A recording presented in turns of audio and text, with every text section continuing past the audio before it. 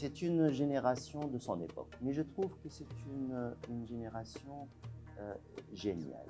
Je te comprends. Toi, ça te met en rogne. Pourquoi ça te met en rogne? Parce qu'à ton époque, c'était important. Oui, Pour eux, ce n'est pas le plus important. je vous rappelle que vous regardez la 4e vitrine de cette nouvelle saison. Et bien évidemment, nous passons à notre 3e rubrique d'aujourd'hui, qui est l'instant métamorphose. Désormais, vous êtes habitués. Et c'est avec notre ami Neder Chedli que je salue, que je suis très contente de retrouver aujourd'hui. Moi aussi. Alors, on rappelle que Neder est consultant, coach et formateur. Voilà. Tout à fait. Moi aussi, je suis content de te retrouver dans cet instant métamorphose, là où on parle humain. Oui. Et aujourd'hui, Neder, on a choisi de parler de la jeunesse. Oui. La jeunesse tunisienne. Alors, aujourd'hui, moi, j'aimerais faire un échange avec toi, te poser quelques questions qui me tiennent à cœur, parce qu'on est tous des mamans, tous des parents. Évidemment, nous nous posons beaucoup de questions pour cette nouvelle génération. Il n'est pas évident aujourd'hui que nous les comprenions. Pour la simple et unique raison, c'est que nous sommes des générations complètement différentes. Quand je vois aujourd'hui comment ils se comportent, comment le raisonnement d'aujourd'hui n'est plus le même qu'autrefois, on est une génération des années 70, je pense. Et puis là, quand je regarde les 2000, je me dis, c'est pas possible, on est d'une autre planète. D'ailleurs, ils nous traitent d'extraterrestres, parce que pour eux, nous sommes des extraterrestres. Tout à fait. Parfois, voilà. on remarque quelques décalages par rapport au raisonnement, par rapport au comportement aussi. Mais maintenant aussi, pour un parent, il n'est jamais tard de faire une petite mise à jour, Oui. qu'il soit à la page avec cette nouvelle génération, puisque tout est permis maintenant avec Internet. Oui. Même un parent, il peut se mettre, c'est-à-dire trouver un moyen pour comprendre. Trouver un moyen pour être à jour Oui. avec cette nouvelle génération.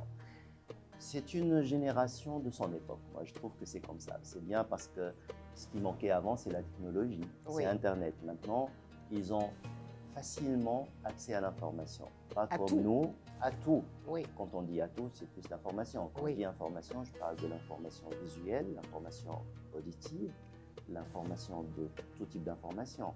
Avec Internet, ils ont un accès facile, ce que nous n'avions pas, nous, auparavant. Oui. Et ça, ce qui a changé, il a accéléré pour eux cette évolution. Parce qu'à vrai dire, Oui.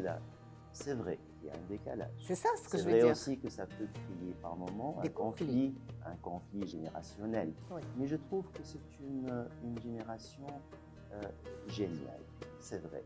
Parce que après, ça dépend toujours de l'utilisation de ce qu'ils Bien ont sûr. comme moyens. Oui. Mais ils ont des moyens énormes pour vraiment faire ce qu'ils veulent et arriver là où ils Justement, veulent. le fait d'avoir autant de moyens aujourd'hui, autant de facilité, parce qu'aujourd'hui, quand on voit avec quelle facilité ils peuvent avoir accès à l'information, ils peuvent rédiger leurs expressions écrites à l'époque, les nôtres, des rédactions que nous, on mettait des heures à préparer, eux peuvent aujourd'hui les faire en 2 minutes.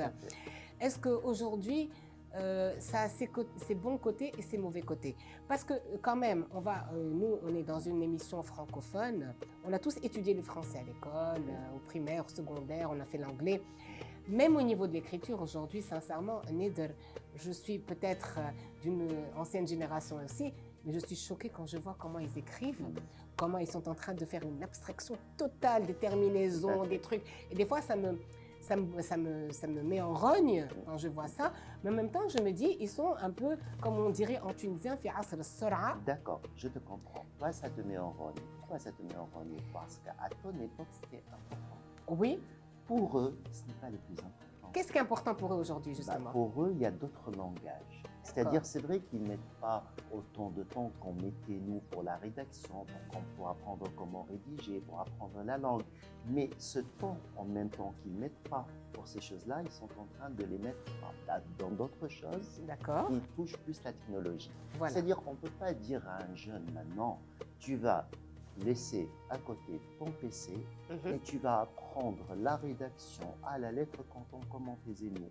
Maintenant, ce jeune, il va être déphasé par rapport à sa génération. C'est clair. Écoute, je suis tout à fait d'accord avec toi qu'il y a un décalage. Mais maintenant, si on veut vraiment soigner ce qu'il y a à soigner, c'est de prendre ce qui existe et de faire avec. Et ne pas demander aux jeunes de faire comme on faisait nous À avant. l'époque, Ils ne oui. peuvent pas. Oui. Même le conditionnement, il n'est plus le même. Parce qu'il n'y a pas que la famille, n'oublie pas. Il y a l'école, il y a la société, il y a les institutions avec lesquelles Oui. ils sont en contact. Donc maintenant, c'est aux parents le plus de faire De cette s'adapter. mise à jour, Ah, de s'adapter pour évoluer avec l'enfant. D'accord. Mais on ne peut pas leur demander de faire des choses comme on faisait nous avant pour dire que, oh, c'est un enfant modèle. Maintenant, un enfant modèle, il a changé. Un enfant modèle des années 70, pas le même enfant modèle des années 90, pas l'enfant modèle Des de années 2024. 2004, c'est clair. Ça a changé. C'est clair. Donc, c'est peut-être les critères. Il D'accord. faut jouer sur les critères. Pas tenir vraiment bon aux anciens critères qui ne sont plus valables, Mhm. mais le parent aussi, la famille doivent mettre peut-être des nouveaux critères d'évaluation. Pour suivre un rapport- peu les voilà, jeunes dans d'abord leur pour évolution. suivre, tout à fait. D'accord. Tout à fait. Maintenant, c'est génial toute cette technologie. Nous avons besoin de la technologie. Nous ne pouvons plus reculer Nous aussi, en on s'est arrière. adapté à certains trucs, Tout c'est à clair. fait. Voilà. Qu'est-ce que nous faisons, nous, grâce à la technologie, Tout à qu'on est fait. en train de filmer tout cela? Tout à fait. Bien. Donc maintenant, il y a une question d'actualisation, plus de la part de la famille, des parents, et d'une mise à jour pour s'adapter aux jeunes. C'est-à-dire, si tu me le demandes, moi je te dis, nous devons encourager les jeunes C'est à clair. avancer dans ce sens de la technologie. Et c'est vrai qu'il y a des utilisations aussi qui sont parfois néfastes. Alors, quand on voit le nombre de jeux vidéo qui sont néfastes au cerveau, surtout quand on dit jeune, ça dépend de la On commence tranche jeune. d'âge. Oui, on commence Voilà. jeune là. Hein. Voilà. Quand tu vois qu'il a à peine 2-3 ans, il est déjà sur sa Ça, tablette. c'est pas bien, par exemple. Voilà, ça, donc il ça, va par falloir- exemple, c'est un peu un défaut de la famille. Voilà, Donc, les parents voilà. sont Les responsables parents. de ce genre Tout de à fait. choses. Tout Voilà. à fait. C'est aussi un problème de L'utilisation. communication, peut-être aussi. Ah oui, la communication, c'est la chose. Je crois que c'est un sujet qui peut être très, très important pour notre Oui, rubrique. Oui, La communication. Voilà, La entre- communication, et même dans la communication aussi, c'est aux parents de faire un effort pour s'adapter à la communication du jeune et de Mhm. choisir un canal de communication là où le jeune peut le comprendre. Parce que parfois, un parent vient au jeune, il lui parle des choses anciennes, alors que le jeune, On ne peut pas il ne comprendre. comprend Bah oui, pas. c'est clair. Il ne comprend pas. Bah oui, ça lui Après, parle le pas. parent, il s'énerve, il se met en colère contre son... Mais il ne te comprend pas, mais il ne sait même pas de quoi tu parles.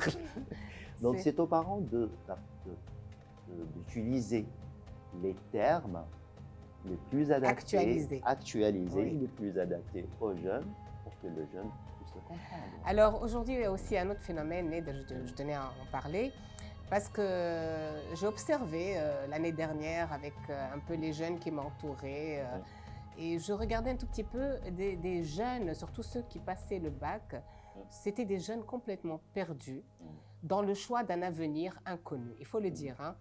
Donc aujourd'hui, il y a tellement de spécialités, tellement c'est pointilleux dans leurs études, c'est-à-dire qu'avant, nous, c'était simple. Tu avais 3 sections, littéraire, bac, et tu as ton sciences, Oui. bon, c'était clair. Hein. Oui. Et aujourd'hui, ils sont tellement pointueux dans leur choix de leur spécialité qu'en arrivant au bac, ils sont figés. Au bout d'un moment, ils ne savent pas quoi choisir.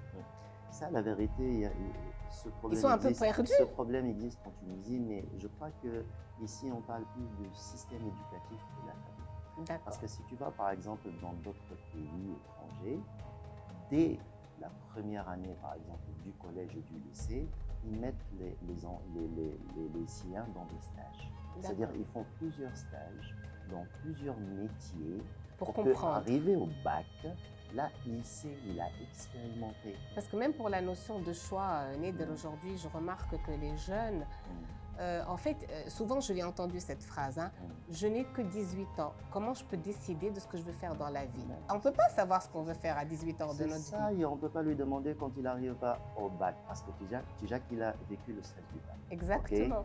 Et ça, c'est pas peu. C'est-à-dire le choix, il ne se fait pas dans la vie du bac. Normalement, le choix, il a été fait auparavant, Mhm. avec des stages dans des différents métiers, avec peut-être des formations Des stages, d'orientation, oui. des choses comme ça, pour qu'arriver au bac, il sait déjà.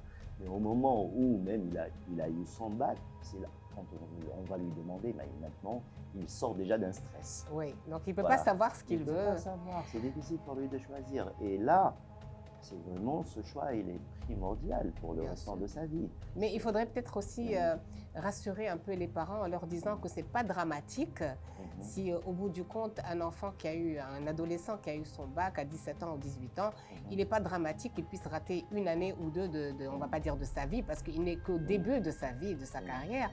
Et peut-être que souvent, là, on remarque de plus en plus, il y a plein de jeunes qui ont le bac, qui font une première année, et qu'au bout d'une première ou une deuxième année, ils se disent « Ah non, c'est pas du tout ce que je veux faire ».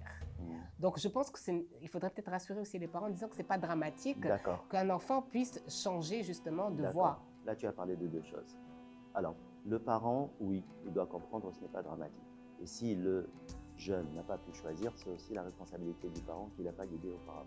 D'accord. Okay. Arrivé au deuxième point, tu me dis qu'il y a des jeunes qui font 2 ou 3 ans dans une spécialité, après ils changent. Oui. Maintenant, pour moi, je te dis que s'ils vont changer, c'est parce qu'ils ont fait les 2 ou 3 ans dans cette spécialité. C'est-à-dire, il se peut que le jeune doit passer par cette expérience pour pouvoir choisir après. Par cette expérience, elle a travaillé des choses en lui. Et c'est là où il va être vraiment prêt pour aller vers ce qu'il rêve, ce qu'il a toujours rêvé de faire. Donc, c'est pas grave. S'il passe 2 ou 3 ans dans une spécialité, après il va une autre, parce que certainement, ça a joué, il a gagné en confiance. En maturité. En maturité. Oui. Et après, il va faire son choix. D'accord. Ça, à mon avis, peut-être qu'il y a des passages obligatoires pour que le jeune, après, il peut vraiment savoir. Et puis, on se dit que tous les jeunes ne sont pas pareils. Chacun sa personnalité, chacun sa manière d'acceptation, chacun est dans un... Ça, c'est très important de ne pas mettre tous les jeunes dans le même panier. Le même panier, voilà, et de dire que, voilà, c'est un modèle, tu as choisi à suivre ton cousin, tu as suivre ton voisin, ton père, ta mère. Ça, c'est une pression à éviter. Hein? Oui, franchement, oui. Tout à fait, parce que le jeune, il a sa vie à lui, il a son expérience à lui, et certainement, il a un rôle à jouer dans la société qui est propre à lui. Donc, c'est individuel. Je vois que c'est plus individuel. Bah, écoute, Neder, merci beaucoup pour la rubrique d'aujourd'hui. C'était un plaisir de partager avec toi ce moment et je suis très très fière que tu fasses partie de notre vitrine voyageuse. Voilà, merci et puis nous, on passe à la rubrique suivante.